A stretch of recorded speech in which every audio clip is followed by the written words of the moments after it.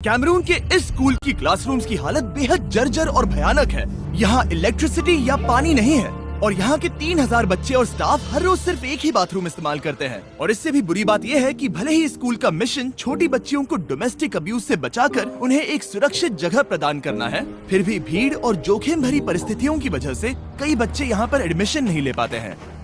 तो इस वीडियो में हम स्कूल की हालत सुधार कर उसे बनाएंगे ऐसे से ऐसे और ऐसे से ऐसे, ताकि इन बच्चों को जिंदगी में एक बेहतर मौका मिल सके।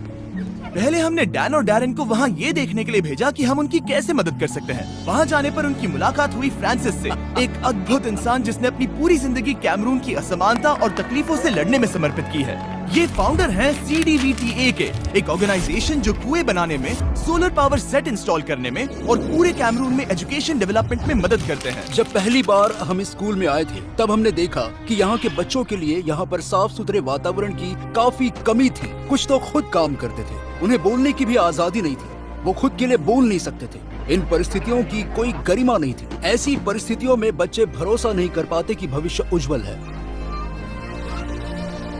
जितने भी बच्चे स्कूल में हैं, वो ऐसी क्लासरूम में बैठ रहे हैं जो बस कुछ कबाड़ से बनी हुई है। मैं कुछ 5 मिनट से इस क्लासरूम में शूट कर रहा था और मेरे चेहरे से लिटरली पसीना टपक रहा था।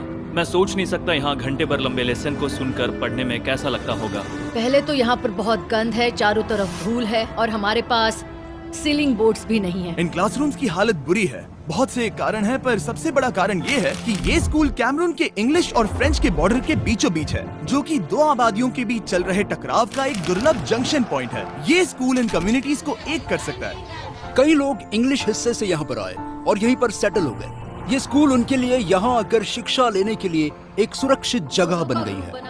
पर खराब बनाए गए ढांचे की वजह से सर्दियों में यहाँ बारिश का पानी छत से टपकता है। यहाँ बिजली नहीं है और स्कूल उसकी क्षमता से ज्यादा भरा हुआ है। हम देखते ही समझ गए कि हमें कुछ न कुछ करना होगा, इसलिए जल्द से जल्द हमारी टीम जल्दी से काम पर लग गई ताकि स्कूल को बदल कर बच्चों को सरप्राइज दे सके, इससे पहले कि वो स्कूल ब्रेक से वापस आ जाए।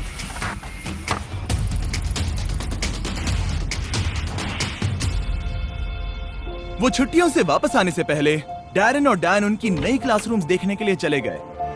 डैरेन और मैंने नए स्ट्रक्चर्स को देखा जहाँ हवा आने की जगह थी, लाइट्स और इलेक्ट्रिसिटी थी। रोशनी को फैला दो। मैं सोच रहा हूँ उन बच्चों के चेहरों पर और उन टीचर्स के चेहरों पर कैसे हाव भाव होंगे जब वो इन नई क्लासरूम को देखेंगे, बाथरूम को देखेंगे। ये स्कूल भविष्य में हजारों बच्चों के जीवन को बदलने वाला है। अगले दिन फाइनली बच्चों को सरप्राइज करने का वक्त आ गया था। स्कूल के बाहर बहुत सारे लोग खड़े हैं। ये सच में बहुत एक्साइटिंग है। आज तक स्कूल में इतने बच्चे कभी नहीं आए थे। वो इतने एक्साइटेड थे कि वो क्लासरूम की झलक देखने आए थे।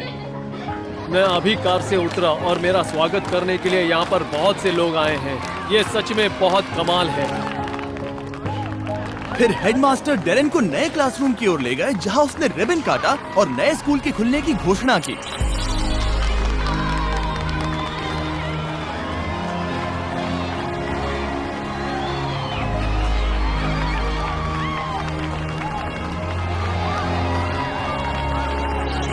जब वातावरण सुंदर होता है तो शिक्षा भी सकारात्मक होती है। सिर्फ खुशी ही उन्हें मानसिक रूप से प्रेरित करती है और अच्छे से पढ़ने के लिए। यहाँ के बच्चों से बात करते हुए मुझे एहसास हुआ कि इन बच्चों में शिक्षा पाने की प्यास है और उन्हें इस बात का एहसास होने का मौका देना ही सबसे अच्छी विरासत है जो हम इस समुदाय के लिए छोड़कर जा रहे हैं। मैं सोच नहीं सकता इसका स्कूल के बच्चों के जीवन पर कितना अच्छा असर पड़ेगा।